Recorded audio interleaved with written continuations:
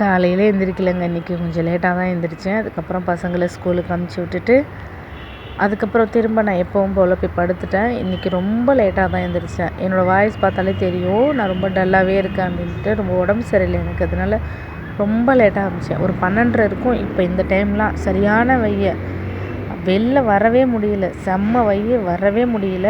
அதுக்கப்புறம் பார்த்திங்கன்னா நான் ஒரு சன்ஸ்க்ரீன் யூஸ் பண்ணிகிட்ருக்கேன். இந்த சன்ஸ்க்ரீன் தான் நான் யூஸ் பண்ணிகிட்ருக்கேன்.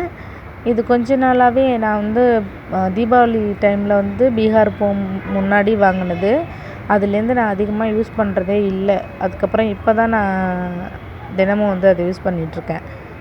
திரும்ப இன்றைக்கி போயிட்டு காலையிலேருந்து நான் மாங்காவை பார்க்கவே இல்லை. சரி வீடியோட போய் பார்த்துடலான்னு சொல்லிவிட்டு மாங்காவை பார்த்தேன். அதுக்கப்புறம் இந்த கீழே இருந்துச்சு, அதிகமாக குட்டி குட்டியாக கீழே விழுந்துகிட்டே இருந்துச்சு. அதுக்கு என் பையன் சொன்னால், இந்த மாங்காய் வளருது அந்த மரத்துக்கு கூட பிடிக்கல போல், டெய்லியும் போட்டுகிட்டே இருக்கம்மா கீழே அப்படின்னு சொன்னான். நேற்று ஒரு பிரச்சனைங்க. நேற்று நைட்டு தான் அரிசி ஊற வச்சுருந்தேன்னா இட்லி அரைக்கிறதுக்கு, தோசைக்கு அரைக்க. நான் அவர் 9 மணிக்கு தான் ஷிஃப்ட் முடிஞ்சு வருவார். நான் மறந்துட்டேன், 9 மணிக்கு சொல்கிறதுக்கு மறந்துட்டேன். எனக்கு எப்போ ஞாபகம் வந்துச்சுன்னா ஒரு 10:30 இப்படி 10 மணிக்கு மேலே தான் ஞாபகம் வந்துச்சு. இது தனியாக வடைக்காக நான் ஊற வச்சுருந்தேன். நேற்று தான் ஊற வச்சுருந்தேன். அது நேற்று உடம்பு சரியாமல் போனதால் இதை அப்படியே விட்டுட்டேன். சரி இதை வடை தானே நம்மளே அரைச்சிக்கலாம் எப்போனாலும் அப்படின்னு சொல்லிட்டு நான் விட்டுட்டேன். மாவு 10 மணிக்கு மேலே அவர் போய் பார்த்தாரு, கடை இல்லை. அதுக்கப்புறம் காலையில் போய் பார்த்தாரு, காலையிலையும் இல்லை. நான் லஞ்ச் டைமுக்கு நான் எடுத்துகிட்டு போகிறேன் அப்படின்னு சொன்னார். லஞ்சு டைமுக்குமே போய் பார்த்துட்டு வந்தார். நாங்கள் நைட்டில் தான் அரைப்போம் அப்படின்னு சொல்லிட்டாங்க அப்படின்றதால மாவு டப்பா போய் வச்சுட்டாருங்க. நான் வாய்ஸ் ஓவர் கொடுக்கறதுக்கு முன்னாடி இதெல்லாம். அதுக்கப்புறம் இந்த ஊறுகாய் டப்பா நான் பீகாரில் வாங்கினது. ரொம்பவே சூப்பராக இருக்குங்க. எல்லாமே கலந்து தான் போட்டிருப்பாங்க. கேரட்லாம் கூடமே இதுக்குள்ளே இருக்கும். செம்மையாக இருக்கும், ரொம்ப நல்லாயிருக்கும். அதனால நான் டப்பாவே வாங்கிட்டு வந்துட்டேன். காலையில் இந்த சாப்பாடு தான் செஞ்சு தக்காளி சாதம் பிரியாணி மாதிரி அப்படியே கிண்டிட்டு அதுதான் பசங்களுக்கு கொடுத்து அனுப்பிச்சிருந்தேன். இது பெரிய பையன் சாப்பிடுவான், சின்னவனுக்கு பிடிக்காது. அதுக்கப்புறம் என்னமோ மாதிரி இருக்குது, ஏதோ எனக்கு ஒரு ஆசையாக இருக்குது அப்படின்னு சொல்லிட்டு வெத்தலை பாக்கு வாங்கிட்டு வர சொல்லியிருந்தேன். நேற்று ஒருத்தவங்க இங்கே அப்படியே ஒரு அம்மா கீழே நின்றுட்டு வீடு வாடகைக்கு கிடைக்குமான்னு சொல்லிட்டு பேசிகிட்டே இருந்தாங்களா. அவங்க அவ்வளோ வெத்தலை பாக்கு போட்டுட்டு இருந்தாங்க. அது என்னமோ பார்க்க எனக்கு ஆசையாக இருந்துச்சு. எங்கள் அப்பா அம்மாவும் வெத்தலை பாக்கு போடுவாங்க. அதனால தான் நான் எனக்கு ரொம்ப வாங்கிட்டு வாங்க அப்படின்னு நான் சொல்லியிருந்தேன். அதனால் வாங்கிட்டு வந்திருந்தாங்க. அப்புறம் அதை கொஞ்சம் போட்டுட்டு அதுக்கப்புறம் ஒரு சொரக்காய் குழம்பு மதிய நேரத்தில் அவருக்கு வச்சு கொடுக்கலாம் பீகார் ஸ்டைலில் அப்படின்னு சொல்லிட்டு வைக்க ஆரம்பிச்சிட்டேன். சிலிண்டர் இன்னும் வரல, கிடைக்கலங்க. அப்படி கேட்டு பார்த்ததுக்கு 2800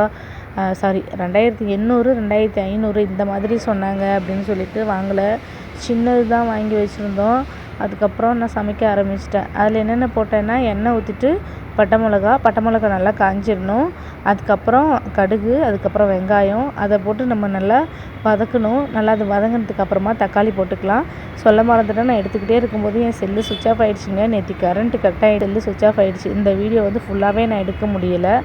அதுக்கப்புறம் ஒன்றும் இல்லை, சுரக்காவை போட்டுட்டு அதை கிண்டி விட்டுட்டு மசாலா போட்டிருக்கேன் பாருங்கள். இந்த மசாலாலாம் முன்னாடியே போட்டுட்டு தான் அது கிண்டிட்டு தான் அதுக்கப்புறம் தான் போடணும். நான் ஸ்டார்ட்டாக முடிச்சிடுறேன், வீடியோ இல்லை அப்படிங்கிறதுக்காக, ஃபுல் வீடியோ இல்லைன்றதுக்காக நான் முடிச்சிடுறேன். இதில் என்னென்ன மசாலானா மஞ்சத்தூள், சிக்கன் தூள், அப்புறம் காரப்பொடி, கொஞ்சோண்டு குழம்பு பொடி, இது மட்டும் போட்டு கடலப்பருப்பு போட்டு அதை மூடி வச்சுட்டேன். அதுக்கப்புறம் வடைக்கு ஊற வச்ச மாவை ஒரேடியாக நானே அரைச்சி வடையும் சுட்டுட்டேங்க. டீ போட்டுட்டு அதுக்கப்புறம் டீயோட வடையோட நான் போய் வெளில உட்காந்துட்டேங்க. ரொம்ப சூப்பராக இருந்துச்சு. என்னமோ தெரில, இன்றைக்கி கொஞ்சம் காற்று அதிகமாக அடிச்சிது. அதாவது சாரக்காற்று மாதிரி அடிச்சிது. எங்கேயோ மழை பெய்கிற மாதிரியே அடிச்சிருந்தது. வானமும் பார்க்கவும் அப்படி தான் இருந்துச்சு. மழை பெய்கிற மாதிரியே ஒரு மாதிரியாக இருந்துச்சு. நல்லா குளிர்னுச்சு. குளிர்றதுக்கு டீ போட்டுட்டு வடை சுட்டுட்டு போய் உட்காந்துருந்தேன்னா ரொம்ப நல்லா இருந்துச்சு. ரொம்பவே பிடிச்சிருந்தது எனக்கு இன்றைக்கி. அப்புறம் பசங்க உள்ளார படிச்சுட்டு உட்காந்துருந்தாங்க. நான் மட்டும் வெளில உட்காந்துருந்தேன். டீயோட வடையோட கிளைமேட்டை பார்க்க ரொம்ப நல்லா இருந்துச்சு. அப்படியே உட்காந்துட்டேன். பார்க்க இருட்டாக தானே இருக்குது. ஆனால் இப்போ காமிச்சேன்ல அந்த இடத்துல நிலா வந்துருச்சுன்னா இந்த இடத்துல பாய் போட்டு கொஞ்ச நாழி ஒன்றுமே இல்லாட்டியும் கூட நான் கொஞ்ச நாழி இங்கே படுத்துருவேன்.